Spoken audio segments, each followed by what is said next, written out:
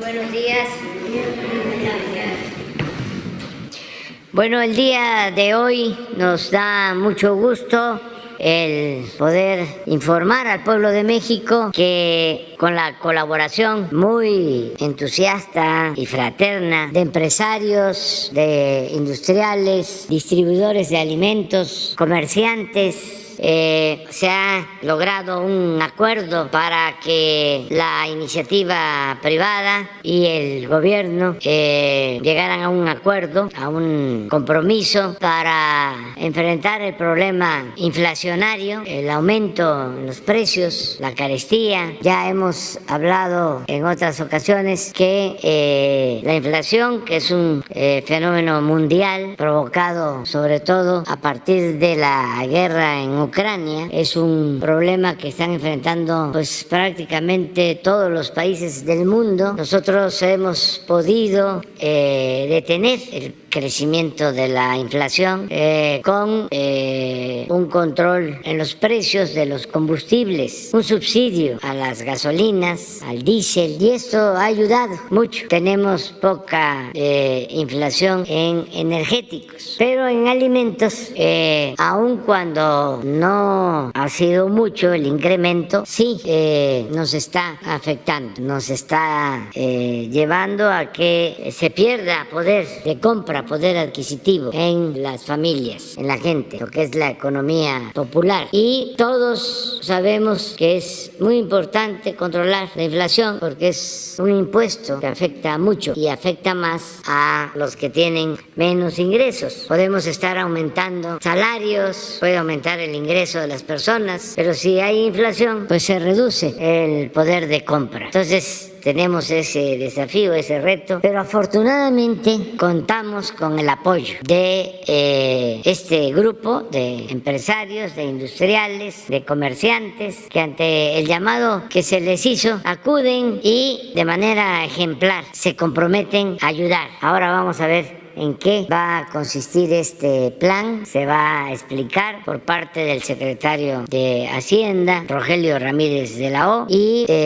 por anticipado agradecerles mucho a todos ustedes. Me gustaría incluso que Rogelio mencionara qué empresas son las que participan en este programa, en este convenio antiinflacionario, pues para que la gente lo sepa, de que hay empresarios, hay integrantes de la iniciativa privada con dimensión social y cívica, que son hombres de negocios, pero también piensan en el pueblo y piensan en nuestro querido México, porque ya comenté en una conferencia hace unos días de que cuando les hicimos la propuesta empezaron a levantar la mano cuando nos reunimos, cuando comimos, primero uno, otro y todos sumándose, y yo respondí que sabía que íbamos a contar con ustedes y que lo hacían por todo lo que México nos ha dado, nuestro país, nuestro gran país. Entonces vamos, si les parece, a darle la palabra al secretario de Hacienda. Los lunes se dedica a informar sobre quién es quién en los precios, pero ahora sí que Ricardo nos va a esperar, porque esto tiene que ver con lo mismo y es muy importante. Entonces, Rogelio. Buenos días a todos. Buenos días, señor presidente. Gracias. Acuerdo de apertura contra la inflación y la carestía. Por el aumento de inflación mundial, México ha recibido un impacto, entre otros, en los costos de materias primas, agrícolas y energéticas. El gobierno ha neutralizado el efecto inflacionario de los aumentos en gasolina, manteniendo su compromiso de limitar cualquier incremento a no más que la tasa de inflación. Sin embargo, el encarecimiento de los productos agrícolas sí ha sido fuertemente resentido. Esto explica que la contribución de energéticos a la inflación anual de 8.8% en la primera quincena de septiembre sea 0.62 puntos porcentuales y la de alimentos sea de 4.2 puntos porcentuales. A diferencia de Estados Unidos, en donde la inflación es de demanda, en México es de oferta. Por esa razón, la mejor respuesta consiste en producir más alimentos y reducir costos regulatorios y logísticos por parte del gobierno y los productores para fortalecer esta oferta de alimentos. Las empresas aquí representadas y el gobierno federal hemos analizado conjuntamente esta situación como digna de máxima atención para el momento inflacionario y llegado al siguiente acuerdo. 1. Basado en la confianza, el gobierno federal otorga a las empresas firmantes de este acuerdo una licencia única universal que, por lo que hace a las actividades de importación y distribución de alimentos e insumos para el envase de alimentos de dichas empresas, las exime de todo trámite o permiso, incluyendo aquellos del Servicio Nacional de Sanidad, Inocuidad y Calidad, SENASICA, y de la Comisión Federal para la Protección contra Riesgos Sanitarios, COFEPRIS, así como del Impuesto General de Importación. Así se les confía la responsabilidad de asegurar que las mercancías que comercian cumplen con las normas sanitarias de inocuidad y calidad. Durante la vigencia de este acuerdo y en el marco de la licencia, la autoridad suspenderá la revisión de toda regulación que se considere impide o encarece la importación e internación de alimentos y su movilidad dentro del país. Esto incluye aranceles, barreras al comercio exterior no arancelarias y otros requisitos para su ingreso y circulación nacional. Con esta licencia, las empresas se comprometen a llevar a cabo la verificación necesaria que asegure que los alimentos e insumos que se importen y distribuyen sean de calidad y se encuentren libres de contingencias, tanto sanitarias como de cualquier otra índole. Punto 4, no había mencionado los puntos. El gobierno mantendrá su política de contención al precio de los combustibles y electricidad establecida desde diciembre de 2018. Adicionalmente, congelará las tarifas de las autopistas concesionadas al Fondo Nacional de Infraestructura, FONADIN, y a Caminos y Puentes Federales, CAPUFE, hasta el 28 de febrero de 2023.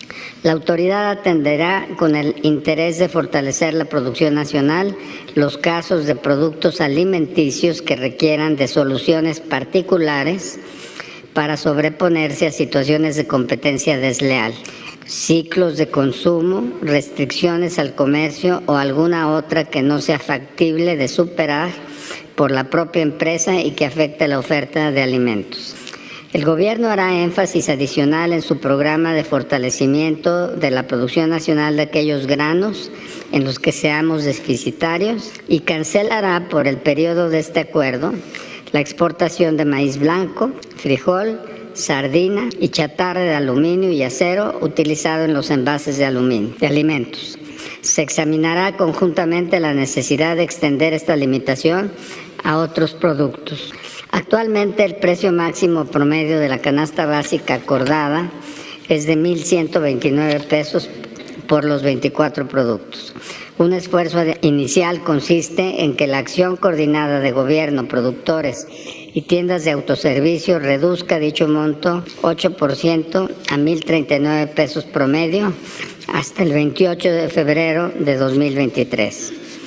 En cuanto a la harina de maíz utilizada para la tortilla, las empresas relevantes asumen el compromiso de no subir sus precios durante la vigencia de este acuerdo. En específico, por lo que hace a la harina básica extra premium sin conservadores, el esfuerzo se extenderá para alcanzar un precio promedio 3% menor al máximo promedio actual. Las empresas aquí firmantes y el gobierno estamos de acuerdo en aceptar la tarea de verificación de la Procuraduría Federal del Consumidor y en que dicha dependencia tenga suficiente autoridad y facultad de fiscalización y sanción en aquellos casos en donde se detecten abusos en todas y cualesquiera de las etapas de la cadena de intermediación y distribución de alimentos. El gobierno revisará permanentemente el desempeño de este acuerdo en reuniones con las empresas. Las autoridades emitirán los instrumentos necesarios para hacer válido y funcional el presente acuerdo, el cual entrará en vigor al publicarse el decreto correspondiente en el Diario Oficial de la Federación. Los empresarios que nos apoyan y que están aquí son Antonio Suárez Gutiérrez de Tun y Atún, Leobi Carranza Beltrán, Grupo Pinza Dolores Atún, Juan Antonio González Moreno, Grupo Gruma, Maseca, Tortillas. Altagracia Gómez Sierra, Minza, Tortillas. Daniel Salazar Ferrer, Bachoco, Pollo y Huevo. Isidro Ávila Lupercio, San Juan, Huevo. Jesús Vizcarra Calderón, Su Carne, Carne de Res. Arnulfo Ortiz, Grupo Guzzi, Carne de Res. José Saga Mizrahi, Opormex, Carne de Cerdo. Eugenio Caballero Sada, Sigma Alimentos, Carne de Cerdo. Guillermo Lureiro, Walmart Distribuidores. Javier Treviño, Walmart Distribuidores. Ricardo Martín Bringas, Soriana Distribuidores. Alfonso Celis, Socorro Huevo. Antonio Chedraui Obeso, Chedraui Distribuidores. Y Alfonso Rosales Huevo, Valle Verde. Estos son los participantes, ese es el acuerdo. Gracias, señor. Pues muchas gracias, y no podemos poner en la pantalla los nombres. Esas son las empresas. Está desde luego abierto el convenio para quienes voluntariamente quieran adherirse, pero este es el grupo que originalmente ha aceptado ayudar en la economía popular. Tiene que ver con una canasta básica de 24 productos que van a tener un costo de 1,039 pesos. Y ahora sí, vamos a firmar.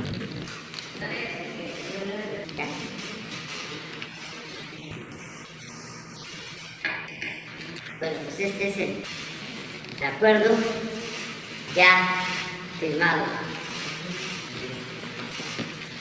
Pues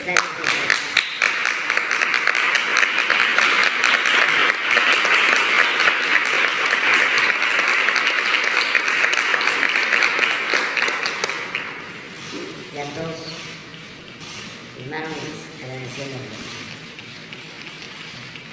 Si lo desean, ¿por qué no vienen aquí y nos tomamos una foto?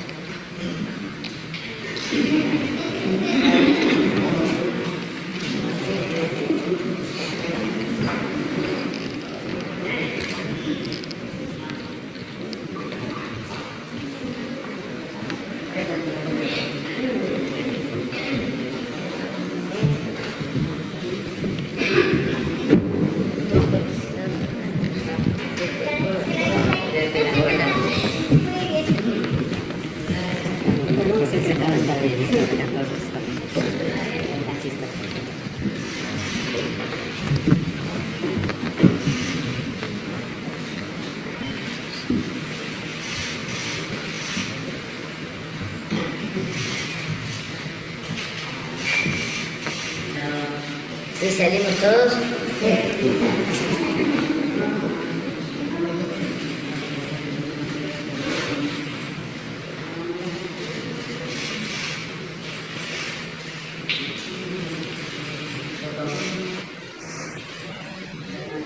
Muchísimas gracias, muchas gracias.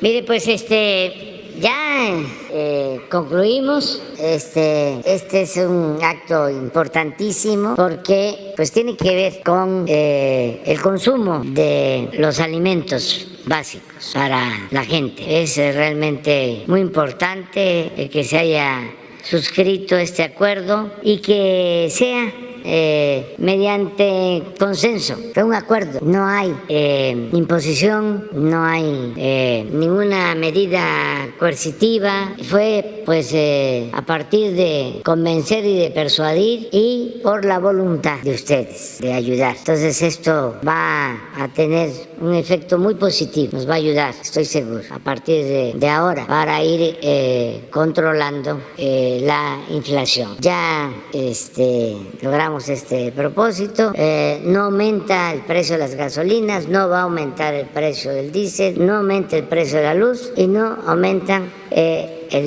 los precios de alimentos básicos. Esa es la esencia de todo. Y vamos a seguir impulsando la producción de básicos, porque entre más producción entre más oferta, menos inflación. Eso está demostrado. Vamos a seguir apoyando el campo, vamos a anunciar medidas de apoyo a productores, más siembra de maíz, más siembra de frijol, de arroz, de básicos, precios de garantía para que el productor vea compensado su esfuerzo, su trabajo, fertilizantes a precios accesibles, en muchos casos para 2 millones de productores pequeños se van a entregar de manera gratuita los fertilizantes. Ese es otro plan para reforzar todo esto que estamos haciendo. Es también importante el que se les entregue la licencia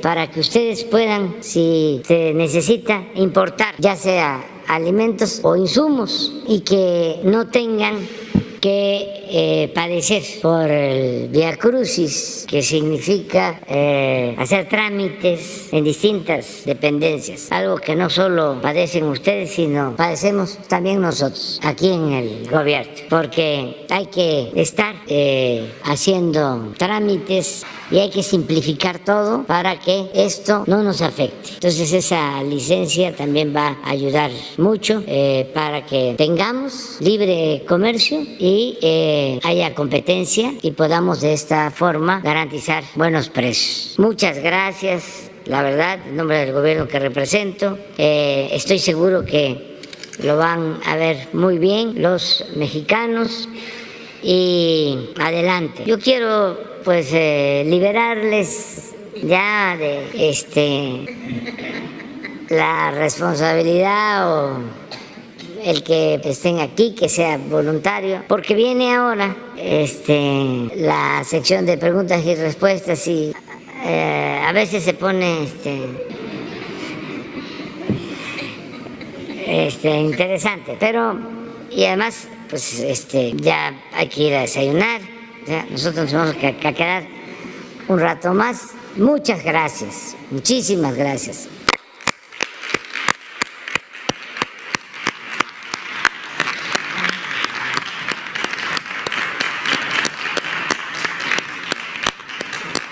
Ya nos quedamos aquí con las compañeras y los compañeros de los medios.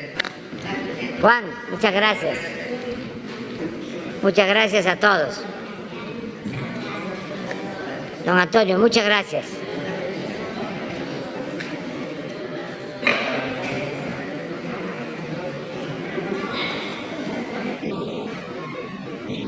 Ustedes si se quieren quedar, si quieren, ustedes están acostumbrados. No tenemos problema. No hay problema. Sí.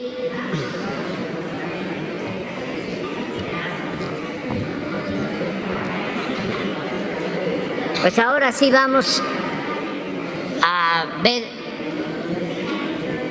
el quién es quién en los precios y luego los videos y abrimos para preguntas. Adelante. Gracias, señor presidente. Muy buenos días a todas y a todos ustedes. ¿Quiénes quieren el precio de los combustibles? La semana pasada el precio promedio de la gasolina regular fue de 22 pesos por litro, el promedio de la Premium 24 pesos con 11 centavos por litro y el del diésel 23 pesos con 52 centavos por litro. La mezcla mexicana de petróleo el 29 de septiembre ya por abajo de los $80 el barril, a $77 con 79 centavos el barril. Por lo tanto, el incentivo fiscal a la gasolina regular del 72.8% que se va ajustando conforme va bajando también el precio del petróleo, 53.7% el incentivo al combustible premium, a la gasolina premium, y el 100% al diésel, que es el combustible que más impacta a la distribución y producción de alimentos. Las tres marcas más careras en la semana pasada, Redco, Chevron y Arco, y las tres que fueron aliadas de los consumidores, ExxonMobil, G500 y Orsan.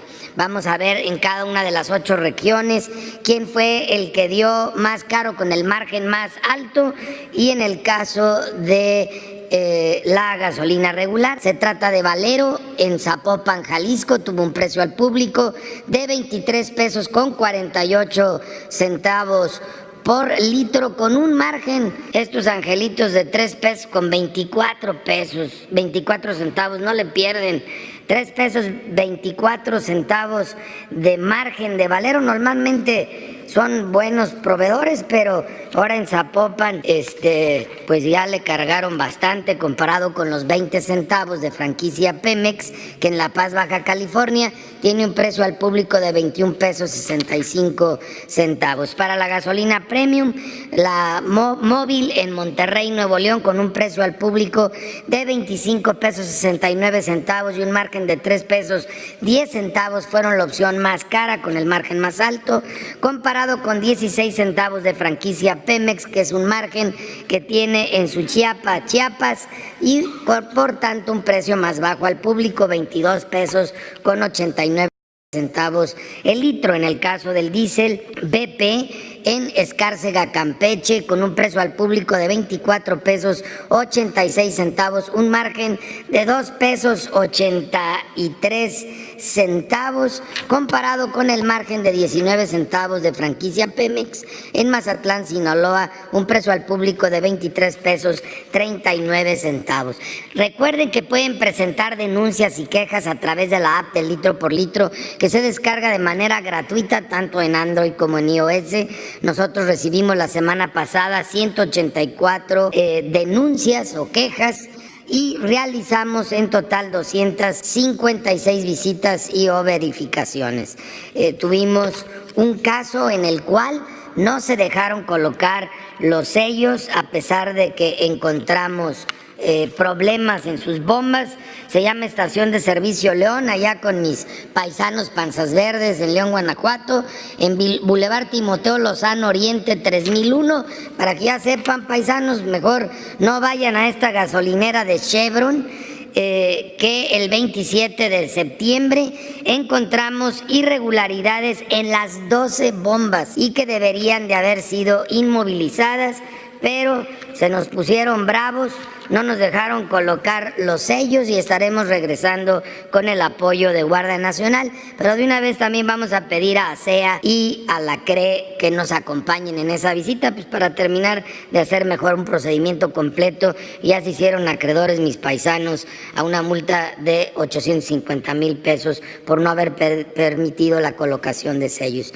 En la gasolina regular, el precio más barato como un referente para que nos demos cuenta cuándo un proveedor nos da barato o cuándo nos da caro, es de Móvil en Puebla, 20 pesos con 39 centavos, y también 20 pesos con 39 centavos de Breeze Oil en Guadalajara, Jalisco. Las más caras, 24 pesos con 10 centavos de franquicia Pemex en Pueblo Nuevo, Durango, y 24 pesos con 10 centavos de franquicia Pemex en Jilotlán, Jalisco. Para la Premium, la más barata, 22 pesos con 30 centavos en Veracruz, de franquicia Pemex, y 22 pesos con 32 centavos de Red Energy en Veracruz. Las más caras, 26 pesos con 89 centavos en Naucalpan, Estado de México, de la Shell, para variar.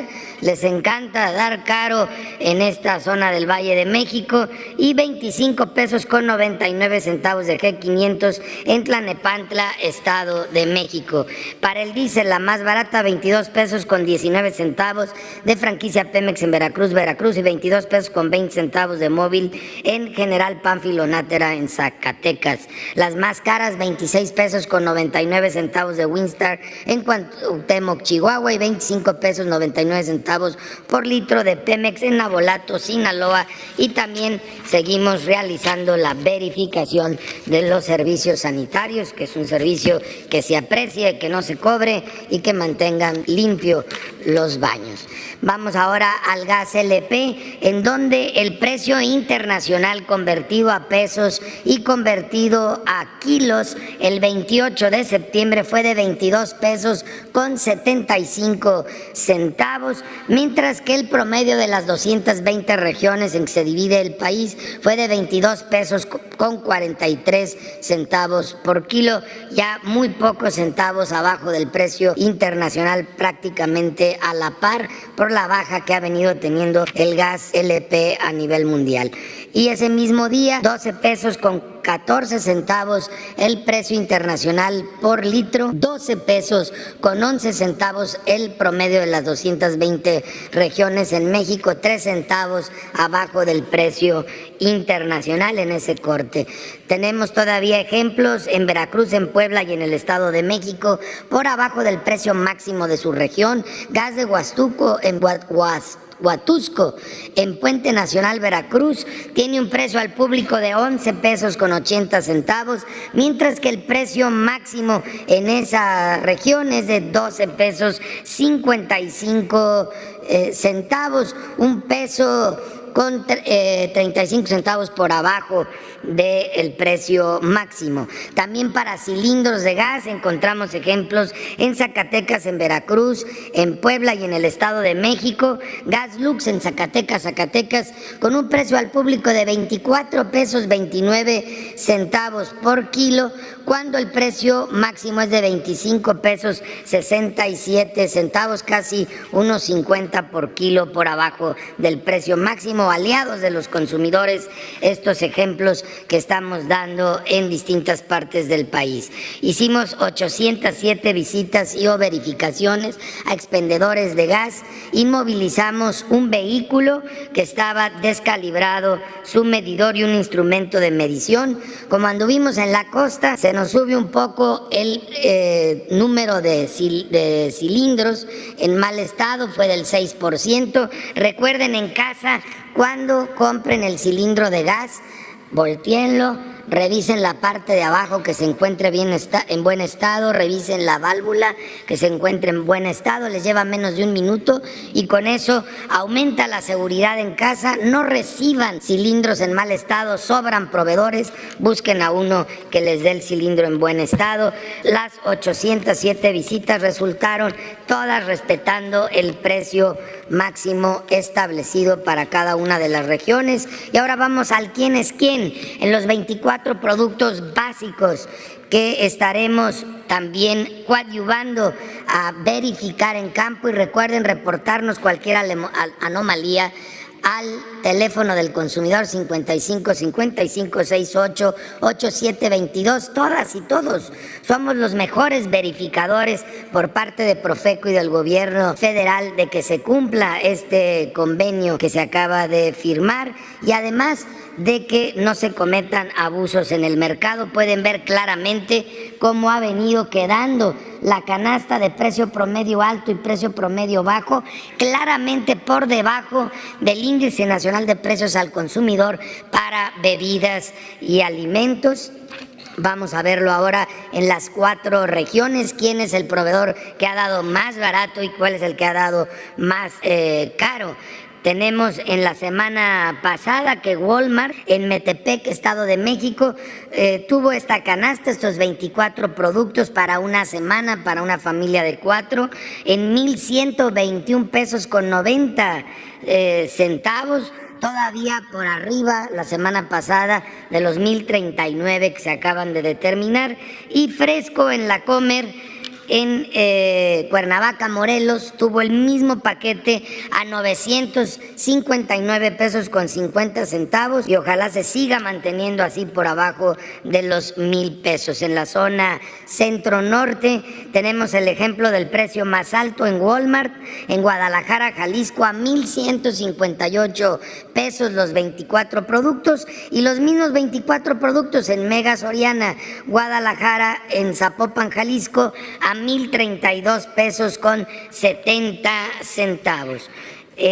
Nos vamos ahora a la zona norte, en donde H-E-B en Tampico, Tamaulipas, tuvo el paquete en 1,183 pesos con 75 centavos, mientras que S-Mart Fuentes Mares en Chihuahua lo tuvo en 994 pesos con 8 centavos. Por último, en la zona sur-sureste, Chedraui en Solidaridad, Quintana Roo, tuvo el paquete a 1,125 pesos con 60 centavos, mientras que Bodega Aurrerá en Tuxtla Gutiérrez, Chiapas, lo tuvo a 1,012 pesos con 10 centavos. Muchas gracias. Vamos a los videos. Tren Maya, reporte de avances, 3 de octubre de 2022. En el tramo 1 avanza la construcción de la estación del Tren Maya en Escárcega, Campeche. Tendrá una superficie aproximada de 5,000 metros cuadrados y contará con sala de espera, taquillas, cafetería, local de artesanías, stand turístico, sala de juntas y cuartos técnicos. La estación de Escárcega será estratégica porque conectará los tramos 1, 2 y 7 del Tren Maya. En Palenque, Chiapas, sigue la descarga y almacenamiento de rieles, lo cual registra un avance de 75% de las casi 30,000 toneladas de riel requeridas. En el tramo 2, continúan los trabajos de pasos inferiores vehiculares a la altura de los municipios de Calquiní y Tzibalché, lo que garantizará conectividad entre localidades y seguridad en los cruces del tren y vehículos. En Tzibalché también sigue el armado de un paso de fauna y los trabajos del terraplén. En el tramo 3, cerca del municipio Chocholá, Yucatán, avanza la soldadura de riel. En el sitio se unen correas de 22 rieles equivalentes a 537 metros de largo para el proceso de soldadura. Posteriormente se realiza el esmerilado, que es el acabado final que marca la norma internacional. En el tramo 3 se han efectuado soldaduras en más de 16 kilómetros de vía conformadas por 2 rieles. En el tramo 4 continúa la llegada de balasto a Puerto Progreso, Yucatán. En fecha reciente arribaron 2 viajes con un total de 32,600 toneladas de balasto para su distribución en diferentes tramos. En la localidad de Santa María Tuz, municipio de Guaymas, también en Yucatán, sigue la construcción de un paso inferior vehicular con la colocación de estructuras prefabricadas. En la planta de Ciudad Sagún, Hidalgo, sigue la fabricación de trenes con el uso de tecnología europea para la elaboración de partes primarias, las cuales son cortadas con láser. El Tren Maya avanza.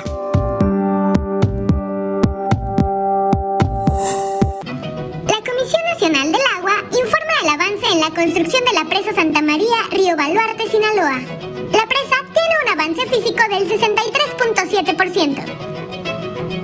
Se concluyó la construcción de la losa de piso del túnel 3 y se realiza el revestimiento de concreto utilizando el equipo denominado Jumbo. En la cortina se continúa con la colocación de diferentes tipos de materiales, de los cuales se lleva 2.520.000 metros cúbicos de un total de 7.750.000.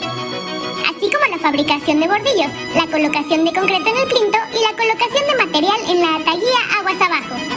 Asimismo, se trabaja en la colocación de concreto en las losas de arranque, en la parte inferior de la cortina aguas arriba.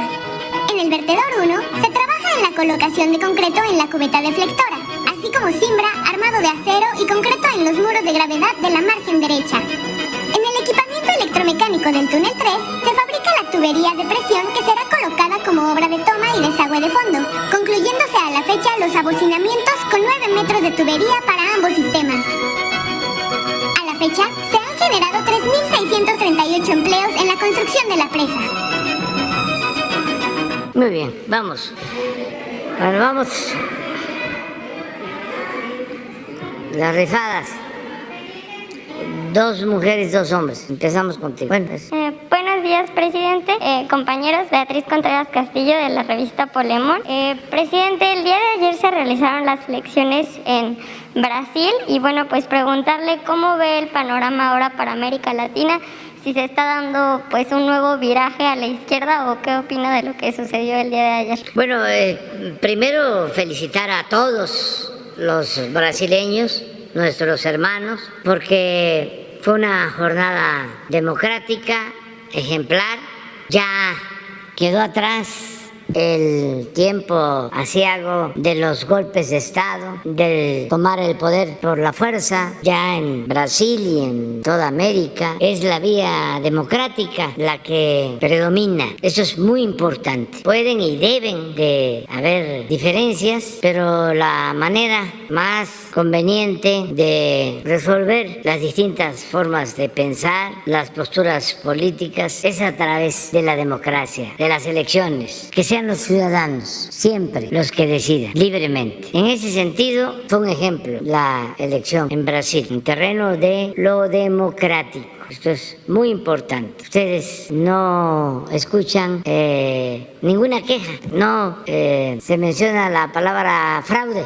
Se dan a conocer los resultados. Apenas van cerrando las mesas, todo es transparente y todos aceptan el resultado. Ese es también el propósito nuestro hacia adelante, porque México padeció de falta de democracia. Habían imposiciones, fraudes, no se respetó durante mucho tiempo la voluntad del pueblo. Entonces tenemos que ir hacia allá, seguir consolidando la vía democrática. En lo particular, pues felicité ayer a quien ganó la primera vuelta. Lula obtuvo alrededor del 48% de los votos, el presidente Bolsonaro el 43%. Sin embargo, ellos tienen un sistema electoral de 2 vueltas. Cuando un candidato no obtiene más del 50%, hay una segunda vuelta. Ya solo participa el primero y el segundo lugar. En este caso, de 8 o 10 candidatos, ya quedan 2, es Lula y el presidente Bolsonaro. Y esa elección se va a celebrar a finales de este mes, ya se decide. Y es también muy importante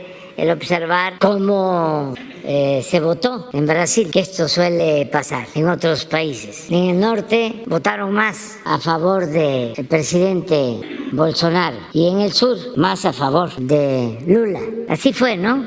Sí, pero vi una información, sí, y Río también, pero sí está muy diferenciado. Y también tiene que ver con el nivel económico de las personas. Creo yo que la gente de menos recursos votó por Lula. Puedo estar equivocado, pero eso es lo que observé. Es interesante cómo empieza el conteo y seguramente llegan primero los votos de las ciudades, de las zonas más cercanas, y aparece el presidente Bolsonaro con 5 puntos arriba y va transcurriendo el tiempo.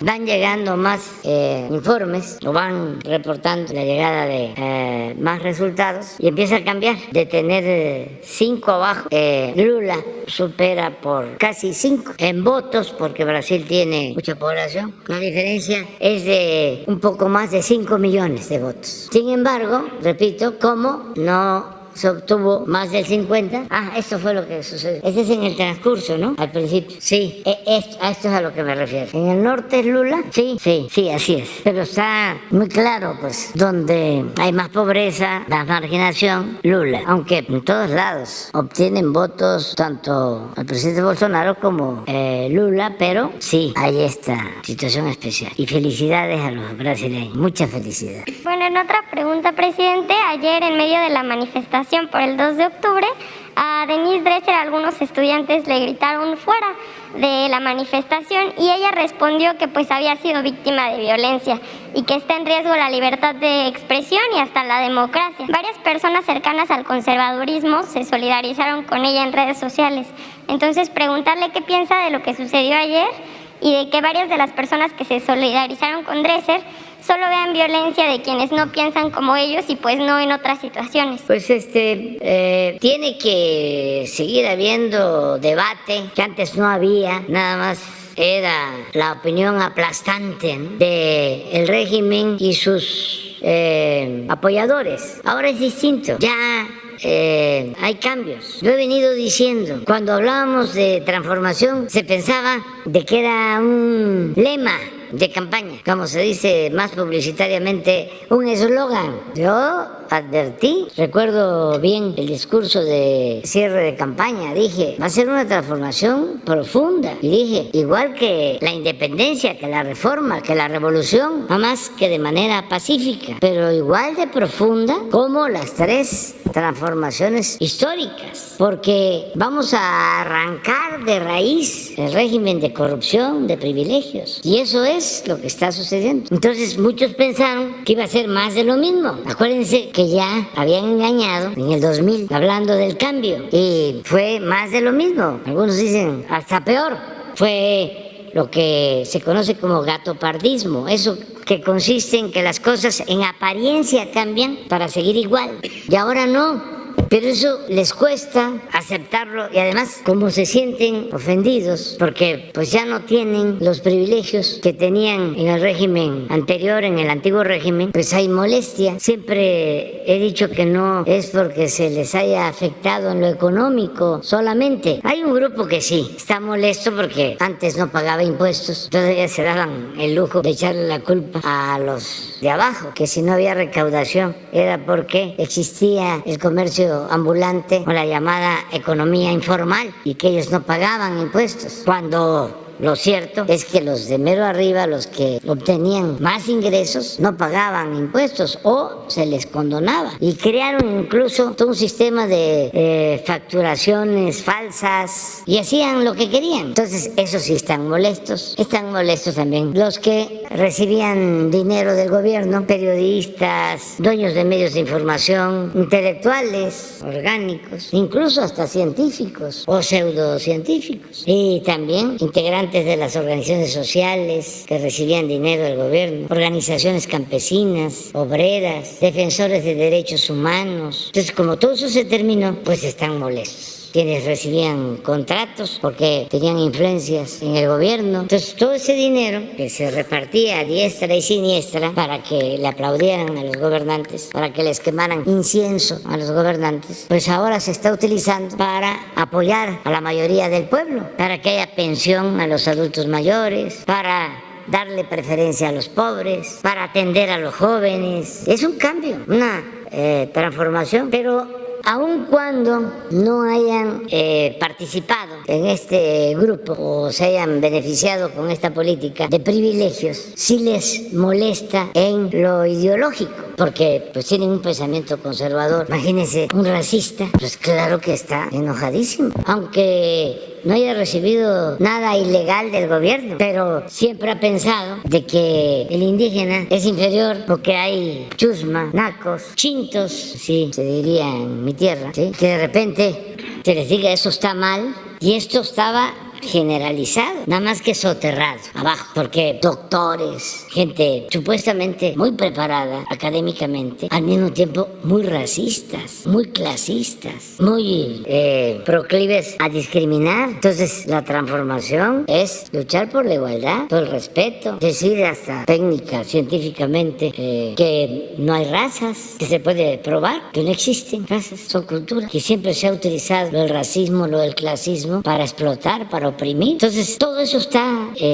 sucediendo, es un proceso de transformación que tenemos que buscar que se dé en completa libertad, sin confrontación, de manera pacífica, hacer también a un lado la hipocresía, hablar con la verdad. Ayer de lo que sucedió, estaba yo revisando y no sé si por este hecho o por otros, leí un texto, te dije, ¿no?, que lo apartaras, Jesús, de Sabina Berman, que yo creo que resume bien lo que está sucediendo. Podemos estar de acuerdo o no, pero yo siempre he insistido en esto, porque nos pasa a todos, la ingenuidad de la derecha. Dominan Twitter, eso también es relativo, pero bueno, dominan Twitter. Sin duda las mesas de análisis de los medios de comunicación, ahí sí, vean una mesa de análisis en Televisa, en cualquier medio de información, las radios y todo, todos en contra de nosotros. De repente hay uno, creo que Epigmenio es una vez a la semana, ¿no?, con Ciro, para que haya equilibrios.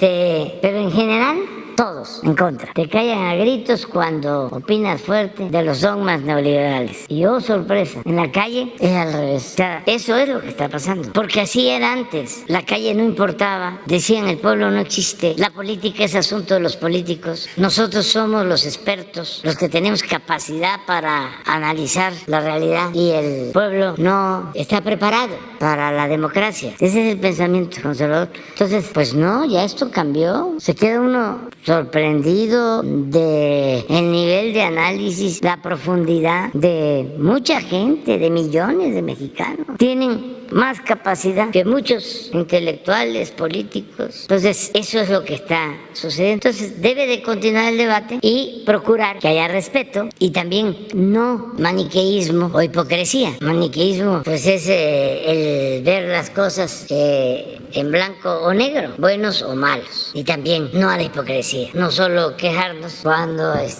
nos conviene o cuando nos cuestionaron a nosotros y guardar silencio cuando no nos conviene, ¿no? Opinar, quedarnos callados, que no haya hipocresía, porque eso también es muy recurrente. Se está en un debate, yo me acuerdo de tiempos pasados, y está uno debatiendo alguna cosa. Oye, pero no me grites, no te alteres, me estás gritando. No te estoy gritando. Me estás ofendiendo, no me insultes. No. Entonces es ver la paja en el ojo ajeno y no la viga en el propio. Eso es muy de la derecha, de la hipocresía. Pero pues vamos a seguir adelante. A la compañera y luego. Buenos días, señor presidente. Sandy González, periodista de Quintana Roo, Canal 5 TV, 107.7 igual.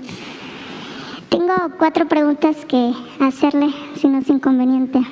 La primera es acerca del Sindicato Único de Trabajadores del Estado de Quintana Roo, el cual pues se ha convertido en el negocio más lucrativo. Esto debido a que Roberto Pott lleva 14 años lucrando con ello, sin permitir ahora sí que la entrada de otro líder. Y es que la agrupación le ha servido para juntar una considerable fortuna y adquirir con ello importantes predios costeros, tanto en Cancún, Playa del Carmen y Chetumal. Documentos oficiales del gobierno anterior exponen que Roberto Pott recibía 499,000 pesos mensuales, esto por concepto de asociaciones civiles y sindicatos. Destaca también otro apoyo más en el rubro de subsidios por un monto de 375,000 pesos bimestrales, todo esto a nombre de Roberto Leonardo Pott Vázquez. Asimismo, se denuncia que las cuotas sindicales no han entregado cuentas a sus agremiados, por lo que se estima que estas cuotas sindicales entre FETCG y SUTAGE obtienen más de 90,000 pesos quincenales. Los gastos de defunción tampoco han sido nada claras, ya que ha habido decenas de trabajadores que han perdido la vida y no les han dado ningún peso a sus familiares. Ha utilizado el sindicato para otorgarle plazas a sus allegados, amigos, así como familiares durante estos 14 años. Y pese a este tráfico de influencia, nepotismo, impunidad y corrupción, los gobiernos del Estado los siguen apoyando. Asimismo, la pregunta es, señor presidente, si el gobierno entrante va a permitir la democracia y la decisión de la base trabajadora, ya que en febrero del año pasado se llevaron a cabo elecciones. Sin embargo, el gobierno anterior, en complicidad de Catalina Portillo Navarro, exsecretaria de Trabajo del Estado, así como el tribunal, lo negaron, mencionando que los procedimientos no fueron correctos, por lo que en agosto, igual del año pasado, se volvieron a llevar en elecciones, esta vez con todos los procedimientos correctos, ganando por segunda ocasión la planilla azul, pero le negaron la toma de nota, por lo que ahorita se encuentran ante un amparo del juez federal sin que hasta el momento haya una resolución. No sé si usted, señor presidente, puede apoyar en este trámite para que se agilice, o en este caso, si pudiera intervenir la Secretaría de Trabajo Federal para atender y dar solución a la base trabajadora, quien durante estos 14 años pues no ha tenido un aumento de sueldos, no se le ha hecho justicia y pues sigue la corrupción dentro de este sindicato. Bueno, sobre eso, con Jesús te ponemos en comunicación con la Secretaria del Trabajo, Luisa María Alcalde, y que expongas lo que aquí has expresado y que ella ayude en este caso para que haya democracia sindical. Sí, de hecho traigo toda la documentación, traigo igual firmas de todos los trabajadores que ya durante varios años han querido ya un cambio dentro del sindicato. ¿Cuándo llegaste aquí? El día de anoche. Entonces, ya que estás aquí, que hoy mismo te atiende. Perfecto. La siguiente pregunta, señor presidente. ¿Se ha considerado la solicitud que durante varios años viene pidiendo el exgobernador Mario Ernesto Villanueva Madrid, en la cual pide se le otorgue la prisión domiciliaria, indulto total y libertad en proceso? Cabe mencionar que pues Mario Ernesto Villanueva ya es un adulto mayor de 74 años de edad y sufre de una enfermedad pulmonar riesgosa. Esta solicitud también la hizo llegar al Cabildo de Tulum, esto a cargo del presidente Marciano Zulcamal, donde por mayoría de votos, el 14 de septiembre, los regidores aprobaron el exhorto y que se le hará llegar a usted durante esta semana, me comentó el secretario general de ese ayuntamiento. Bueno, pero ya Mario está en su casa, ¿no? Sí, sin embargo, se le ha comentado que él tenía que volver a prisión debido a que ya se había acabado la prisión domiciliaria que tenía él. No, también lo vemos. Pero desde hace como 2 o 3 años se resolvió por parte de un juez que él estuviese en su domicilio y creo que va a continuar así. No tenía yo información de que regresara a prisión. Claro, corresponde al Poder Judicial, pero lo vamos a ver nosotros. Perfecto, gracias. Al principio, me acuerdo, no quería salir porque quería que eso también sucede, de que pueden salir por edad, por enfermedad, pero lo que quieren es que se les libere por completo, si no, no salen. Así tenemos casos, pero en el caso de Mario todavía estaba la secretaria de Gobernación, la senadora Olga Sánchez Cordero, y ella ayudó a convencer para que continuara su proceso en su domicilio. Entonces a lo mejor ahora lo que está solicitando es que se acelere el trámite ya para que quede absuelto, para que lo liberen por completo, pero de todas maneras lo vamos a ver. Gracias. La siguiente pregunta, señor presidente. Pues hace poco visitó usted Quintana Roo, esto un día antes de la toma de protesta de la hoy gobernadora Mara Lezama, donde pues bien se sabe, se tocaron temas del Tren Maya y proyectos que se tienen para el estado de Quintana Roo. La pregunta es si también se tocaron temas políticos, pues como bien sabe, se tomó protesta del secretario de Seguridad Pública, Manelich Castilla Cravioto, quien días después dejó el cargo, y preguntarle si esto tiene que ver con decisiones del gobierno federal y qué opina del actual secretario de Seguridad Pública, Rubén Ollarvide, quien asumió ya el cargo. Pues no tengo mucha información sobre eso. Lo que se recomienda, pero no tenemos nosotros facultades, es de que las autoridades locales procuren tener buenos secretarios de seguridad pública y en su caso también buenos fiscales. Y buenos secretarios de seguridad pública y buenos fiscales significa gente íntegra, mujeres, hombres, incorruptibles, que no se vinculen a la delincuencia, que sepan pintar su raya, la frontera entre delincuencia y autoridad. Porque cuando ya hay contubernios y acuerdos, ya no se garantiza la tranquilidad y la paz. Entonces, eso es lo que se recomienda, nada más, que sean buenos funcionarios. Donde son buenos los secretarios de seguridad pública, se ayuda mucho. Le voy a poner un ejemplo. 2, el secretario de Seguridad Pública de Yucatán lleva como 2, 3 gobiernos. Estuvo secretario de Seguridad Pública creo que en 2 gobiernos del PRI y ahora está con el PAN. O así, lleva 12, 18 años y ha hecho buen trabajo. Bueno, no sé últimamente, pero cada vez que voy allá se habla bien. Y digo, no sé últimamente, pero puedo rectificar. Creo que sí está haciendo un buen trabajo por los resultados. Porque, a ver, pon cómo está Yucatán en delitos. Tenemos ahí, ese es un ejemplo. Un buen secretario de Seguridad Pública, lo que ayuda.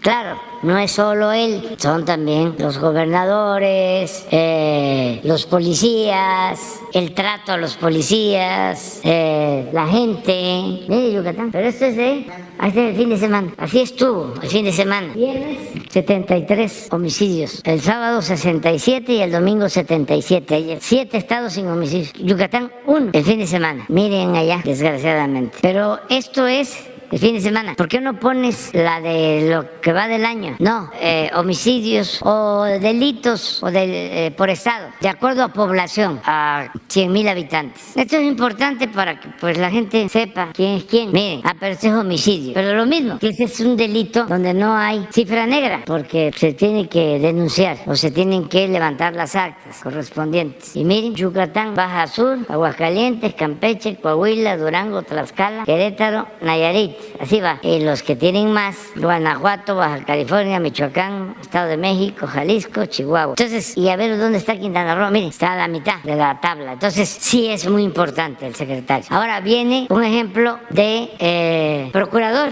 o fiscal. Miren cómo está Guanajuato y miren cómo está Veracruz. Bueno, aquí se cambió al fiscal. Y en Guanajuato sigue el mismo fiscal, ya va para 20 años. Pero como pertenece a un grupo muy poderoso, no lo cambian. Y desde luego que es facultad del gobierno de Guanajuato, no solo del gobernador, sino del Congreso. Entonces sí es muy importante quienes ocupan cargos, seguridad pública, de fiscalía. Eso es lo que te puedo comentar. Ya por último, señor presidente, pues sabemos que usted es una persona que cumple y sigue al pie de la letra los estatutos de la Cuarta Transformación y la austeridad.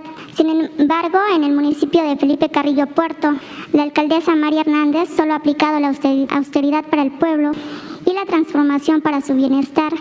Pues hoy se pasea en una camioneta de 2,5 millones de pesos en uno de los municipios más pobres de Quintana Roo, teniendo 88 comunidades con muchas carencias, donde los ciudadanos demandan y exigen día a día la falta de patrullaje, la presencia de elementos policíacos, la falta de maestros y escuelas, la necesidad de médicos y medicamentos, así como la falta de alumbrado público y de bacheo de estas 88 comunidades. Y ellos mismos han mencionado que después de su campaña pues no ha dado presencia en estas comunidades. ¿Qué municipio es? Felipe Carrillo Puerto. Felipe Carrillo Puerto. Bueno, pues ya hiciste la denuncia. Gracias. Muy bien. A ver, no pongan esta otra para ser más justos, porque esta tiene que ver con 100,000 habitantes. Entonces, es Colima, porque tiene pocos habitantes y tiene homicidios. Baja California, Chihuahua, Zacatecas, que tiene menos población, pero más homicidios. Guanajuato, Morelos, Sonora, Michoacán, Guerrero, Quintana Roo, y esa es la media. Pues vamos a aprovechar para informarles que hubo un enfrentamiento ayer en Jalisco, muy difundido en las redes, muy lamentable también que esto suceda. Según el informe preliminar, querían secuestrar a una persona y los, ¿cómo se les llama? Custodios, escoltas. Que no me gusta eso de guardaespaldas. Los escoltas del señor se enfrentaron al grupo que quería secuestrarlo y empezó una balacera y intervino el ejército, que avisaron al ejército. Eso es muy importante subrayarlo. Si no se permite al ejército intervenir en asuntos de seguridad pública, en esa balacera el ejército no podría intervenir. A veces antes, cuando no se le permitía al ejército intervenir en temas de seguridad, porque constitucionalmente estaba impedido, podían estar asaltando a una persona enfrente de un batallón y no participaban, porque legalmente estaban impedidos. Ahora sí participan y intervinieron. Lamentablemente hubo una persona que perdió la vida, heridos de los dos grupos, tanto de los escoltas al señor que querían secuestrar como de los agresores de la delincuencia. Sí. Entonces hoy seguramente se va a informar ya sobre esto. Sí fue muy lamentable este asunto. Parece que es un empresario que se dedica a la compra-venta de vehículos, pero vamos a esperar el informe. Eso es lo que puedo comentar. ¿Mande? ¿Los escoltas eran de la Ciudad de México? ¿La escolta que tenía? No tengo información sobre eso. Sí sé que fue entre escoltas y este grupo que quería supuestamente secuestrar al señor. Detrás de esta acción. Se habla de una organización que actúa ahí en Jalisco. Nueva Generación. Sí, creo. Muy bien.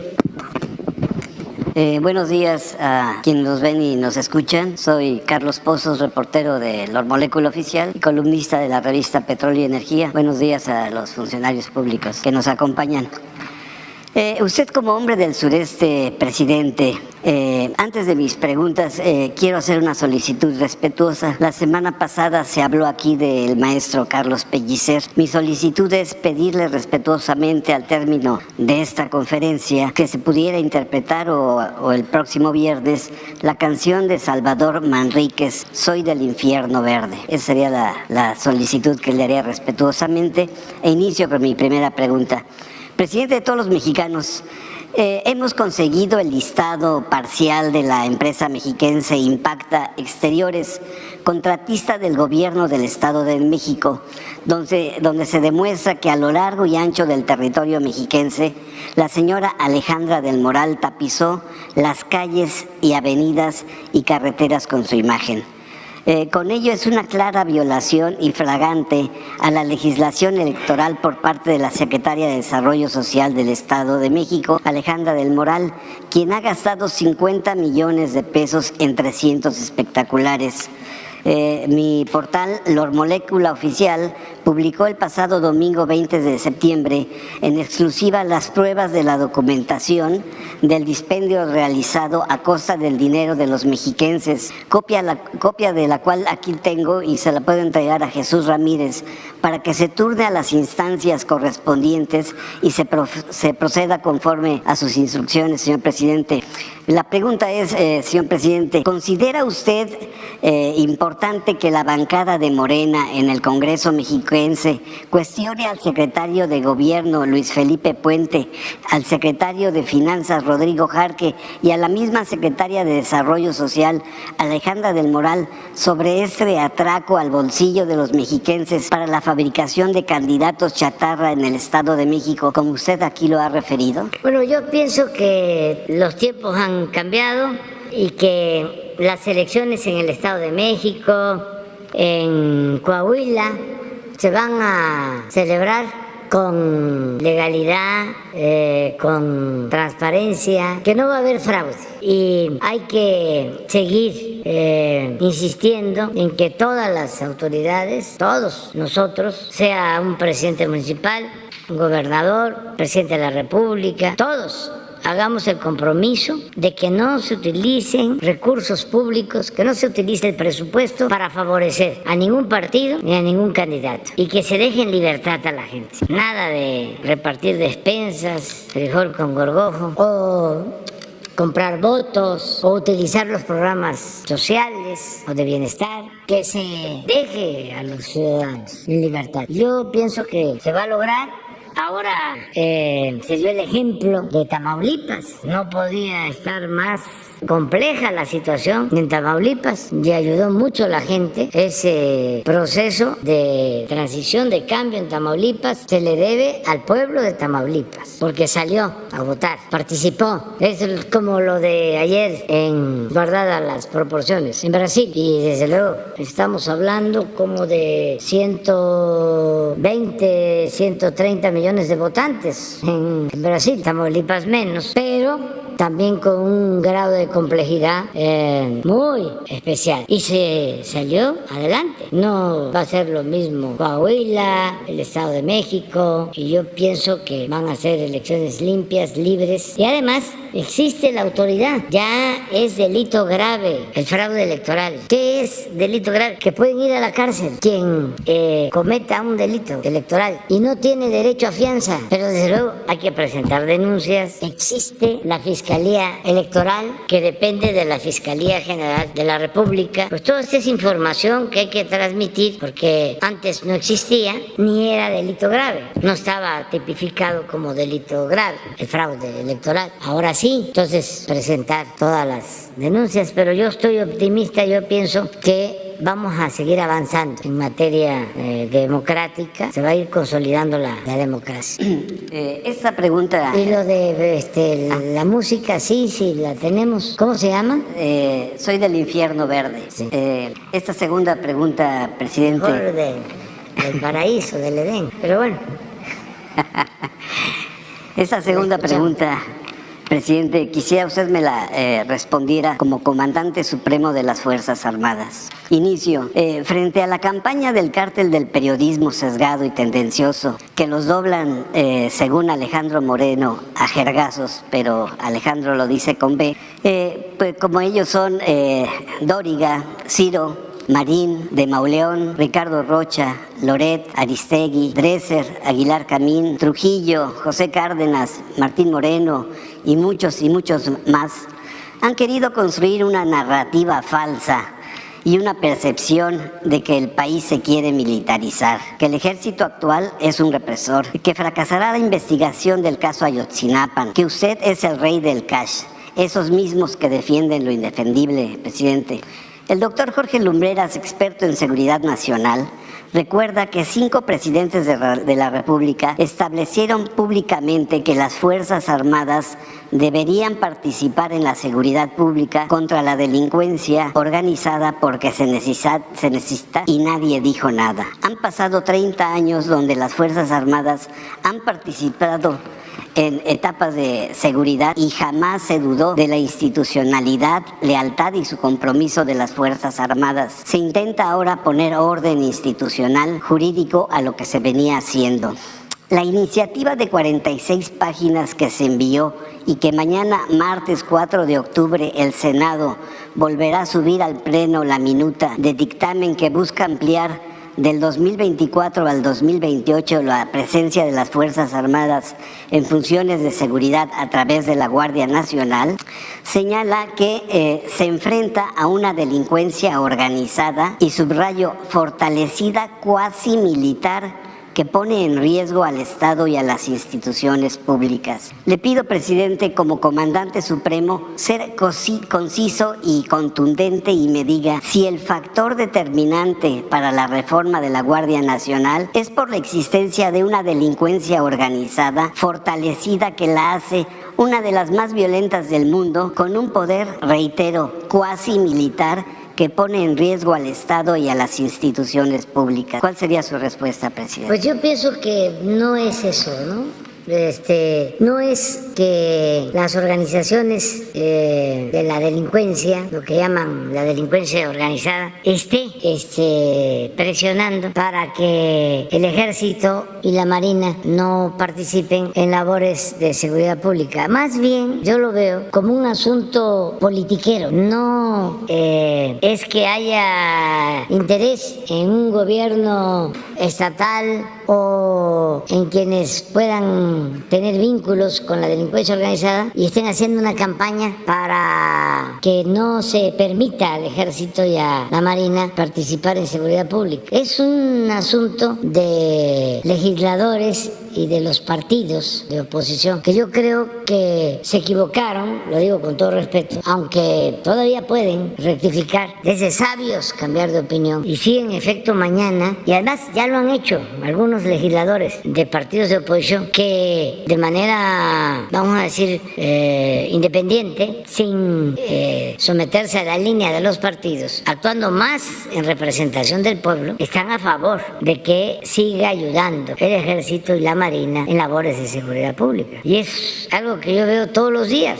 Hablamos de este ejemplo, ¿no?, de ayer, de Jalisco. Es correcto. Pero hoy en la mañana me entrega un informe, a ver si nos los pasa, la secretaria de Seguridad Pública, Rosa Isela Rodríguez, que va en mi representación al cambio de gobierno en Aguascalientes. Le comenta la nueva gobernadora que quiere el apoyo de la Guardia Nacional y del Ejército. Y es una gobernadora que acaba de triunfar representando al Partido Acción Nacional. Entonces, nos está pidiendo esto, pero los líderes de su partido están en contra de lo que ella me está solicitando. Ahorita van a ver el informe. Entonces, es un asunto ni siquiera, puedo decir, político. Por eso digo, politiquero, que hay que levantar el nivel en casos que tienen que ver con la seguridad pública, donde está de por medio la vida de las personas. ¿Cómo decir no? Solo porque no queremos que ninguna iniciativa, sea cual sea, se apruebe.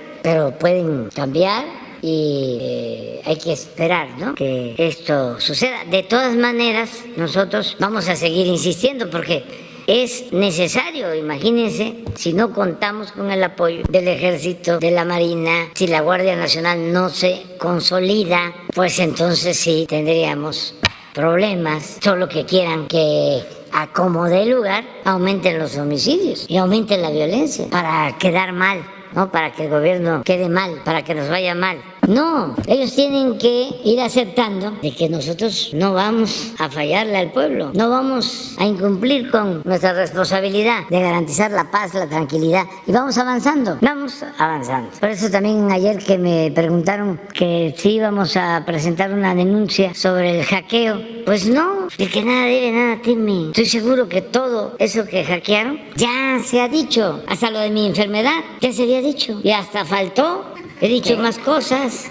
¿Qué faltó? O sea, ¿eh? ¿Qué faltó? ¿Qué faltó? Porque tengo otros achaques y que ya estoy chocheando y pero que tengo la fortaleza suficiente y sobre todo las convicciones y el amor al pueblo para concluir mi tarea de sentar las bases de la transformación de México. Y pueden sacar lo que quieran, que el cash, El rey del cash. cualquier cosa, nada más no me meto en cuestiones personales, sentimentales, ¿no? O sea, eso no me corresponde. Pero cuestionamientos y ataques, hasta insultos, no.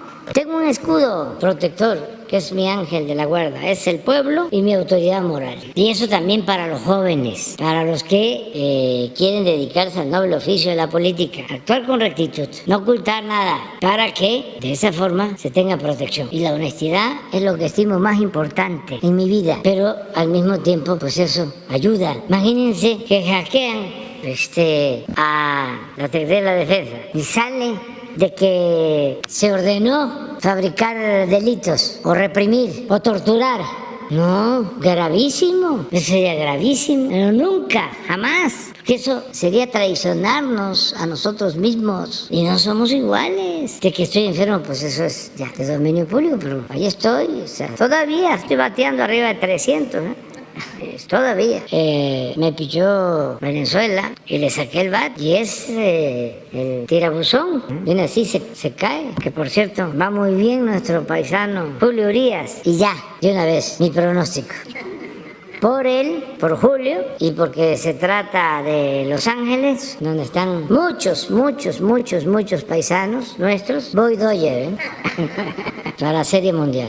Bien, y finalmente, esta pregunta quisiera me la contestara porque el juez Francisco Javier Rebollo frenó el nuevo modelo educativo de la SEP. Y hablando en materia de educación, la maestra Elbester Gordillo le da la semana antepasada una calificación reprobatoria a la nueva titular de la SEP, a Leticia Ramírez, y a la política educativa del país de la 4T. Y Gordillo dice que se equivocó con usted porque lo apoyó electoralmente en su búsqueda a la presidencia. Usted había dicho en una pasada mañanera que habría una invitación a la exlideresa del CENTE a presentarse aquí a este ejercicio de comunicación circular.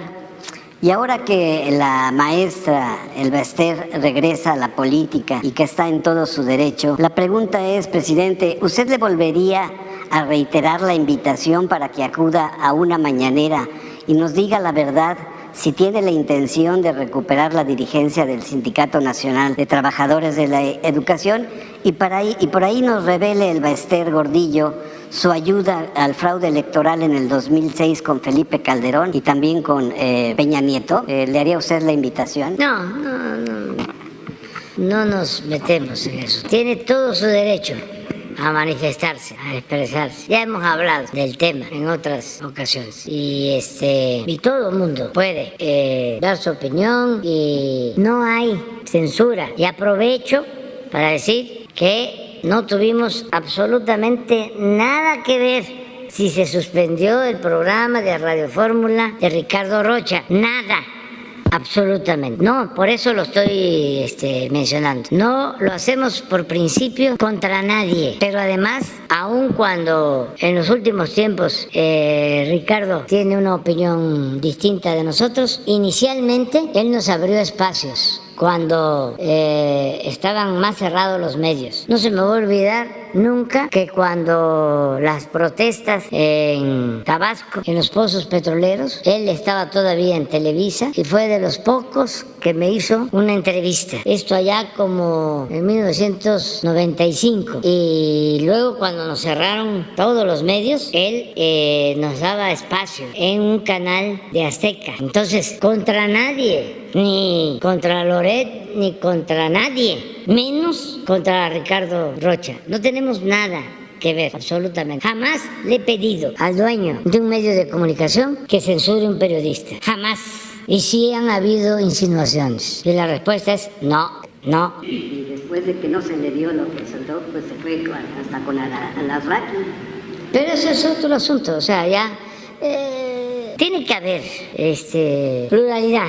si lo que sucede, y es un cuestionamiento fraterno a los dueños de los medios de información convencionales, es que deberían de cuidar los equilibrios. Pero, como decía Sebastián Lerdo de Tejada, la prensa se regula con la prensa se controla con la prensa. No tiene por qué el Estado meterse. Una recomendación es busquen equilibrio, porque van perdiendo auditorio, porque ya hablamos, la gente está muy despierta, muy consciente, muy avispada. Entonces, si todo es en contra, si no hay equilibrio mínimo, vean las mesas de análisis, 10 mesas de análisis en radio, en televisión, todos en contra, no hay objetividad. Entonces, pues suelen ser muy aburridas, ¿no? Estar escuchando lo mismo y lo mismo y lo mismo. Claro, tienen todo el derecho de expresarse, de manifestarse, toda la libertad. Eso de Ricardo lo quería comentar para que no se vaya a malinterpretar. Y si él tiene pruebas, ¿sí?, de que fue por una indicación del gobierno, del presidente, que las presente. Tiene como un año que no recibo, que no hablo con el dueño de Radio Fórmula. Y si es en periódico, si escriben en Universal, no he hablado con el señor Ilio Ortiz desde que soy presidente y un poco antes, o sea, como desde hace 5 años, no cruzo palabras con él. Entonces, no nos metemos nosotros a eso. Buenos días, presidente. Leobardo Hernández, de Diario Portal de Toluca, Estado de México. Mi primera pregunta es sobre el caso de San Juan Atzingo. Los miembros de la comunidad denuncian tala clandestina en la zona y falta de protección al área natural protegida de las lagunas de Zempoala. Dicen que ellos la conocen, de hecho, como una zona natural desprotegida. En este sentido, ellos se han reunido con autoridades ambientales, tanto estatales como federales, sin recibir respuesta desde agosto, pero han denunciado esto durante 20 años aproximadamente sin ninguna respuesta de ningún gobierno, ¿no?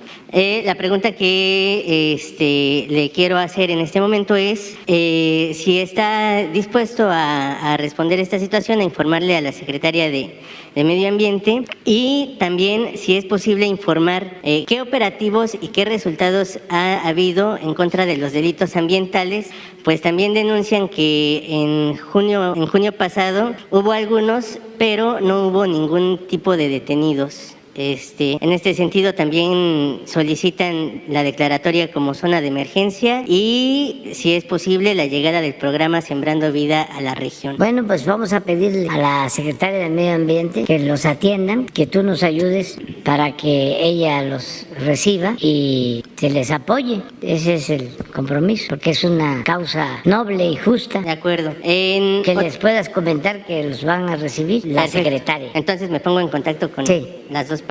Gracias, presidente. Y la segunda cuestión era precisamente acerca de los programas sociales. Las secretarías de desarrollo social de los estados se han convertido pues en centros de contención o centros de compra de elecciones. Estoy hablando específicamente del caso del Estado de México, donde en el ejercicio principalmente del salario rosa en sus diferentes derivados, en 2019 hubo una observación por parte del órgano de fiscalización estatal por 1.500 millones de pesos, y en el ejercicio de 2020 fue de 2.500 millones de pesos. En este sentido, la cuestión o la pregunta es si usted estaría dispuesto también a promover algún tipo de reforma o algún tipo de convenio donde sea, dado que ahora es derecho de todos los mexicanos desde la instancia federal recibir un apoyo social, que los estados apoyen más a los programas federales para evitar este tipo de subejercicios, porque incluso los padrones pues están alterados con personas que no existen, pues lo de siempre, ¿no? En este tipo de ejercicios, o se supeditan pues a un ejercicio meramente de grupos, ¿no? Como en los viejos tiempos, Estado de México es como 1970, ¿no? Donde tú votas, te doy programa social, y si no, pues no hay, ¿no? Sí, yo te en ese sentido, diría, podría ser. pues yo creo que eso corresponde más a la Procuraduría Electoral, al maestro José Agustín Ortiz Pinchetti, y nosotros le transmitimos tu planteamiento, y si también quieres verlo, nosotros ayudamos para que te reciba. Ok, pero en el ejercicio de los programas sociales, ¿no habría una manera para...? No se puede, porque son instancias distintas y los estados son libres y son soberanos. Y eso corresponde más tanto al Poder Ejecutivo del Estado de México como al Congreso local. Pero sí, la instancia federal, cuando hay elecciones, sí puede participar, aunque también es una instancia autónoma. No depende del gobierno federal, depende de la Fiscalía, que es una institución independiente. Pero para eso se creó, para que se evite el fraude, se garanticen elecciones limpias, libres, que no se utilice el dinero del presupuesto para favorecer a partidos, a candidatos. Es un buen tema para atenderlo. Y si vienen ahora las elecciones en el Estado de México, pues ahí que se aplique la Procuraduría Electoral, lo mismo en Coahuila, qué bien que se está tratando el tema, pues, y aquí lo vamos a seguir tratando, y decirle a la gente también que denuncie cuando le condicionen un apoyo a cambio de un voto, porque también esto no es novedad. O sea, desgraciadamente esas eran las prácticas que imperaban, que dominaban las listas para despensas, para vivienda, incluso hasta para obras. ¿Te hace falta el agua? Pues sí, va a haber agua, pero necesitamos que votes por este partido, este candidato. Si votas, te cumplimos y se construye el pozo y el tanque de almacenamiento y la red de distribución. Si no, olvídate. Así muchas cosas. Yo llegaba a pueblos, me acuerdo, en Guerrero, allá en la montaña media, Chilapa, con comunidades, y decía, estamos con ustedes, pero necesitamos el agua. Y ya hicimos un compromiso. En otra ocasión me encontré a una organización independiente de campesinos, lo mismo, en Veracruz, y de dirigentes progresistas, vamos a decir de izquierda, con tráiler del gobierno de Veracruz en víspera de las elecciones, con láminas de zinc, como 5, 6 trailers, allá en las zonas más apartadas, más pobres, y les caí ahí. ¿Qué pasó? No me acuerdo de la organización, por ahí lo tengo. ¿Qué? No, pues es que necesitamos las láminas. O sea, otros casos en Puebla, en Tehuacán, una elección después del resultado, la lloradera de familias que por la necesidad recibieron dinero y además pensando que íbamos a ganar, que no importaba porque de todas maneras íbamos a ganar. Y cuando se sabe que ganamos pero no salimos, la angustia y el llanto. Tráfico con la pobreza de la gente, con la necesidad de la gente. Entonces todo eso debe desaparecer, y para eso la Fiscalía Electoral, y también que la gente ayude. Y ahí está el ejemplo de Tamaulipas, porque ahí estaba, como se dice coloquialmente, cañón. Ya para concluir, presidente, nada más, si ya ha fijado una propuesta para el aumento del salario mínimo del próximo año, algún porcentaje tentativo.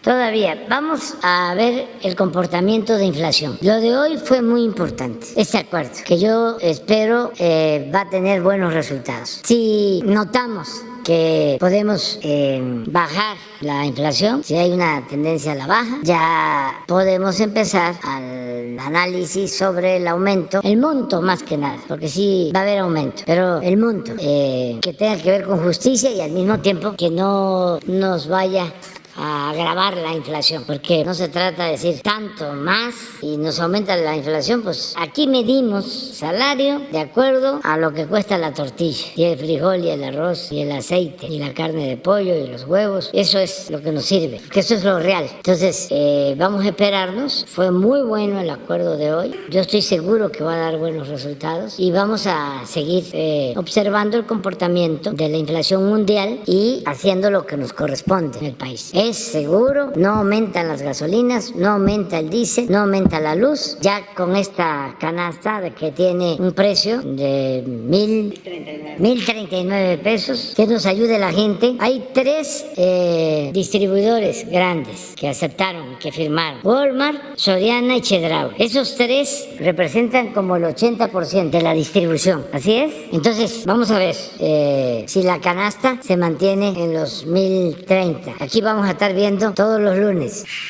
y los resultados del INEGI sobre inflación, y a partir de ahí decidimos sobre salarios. Muy bien, vámonos a desayunar ya. El lunes. Excepción, quedan los 4 para mañana.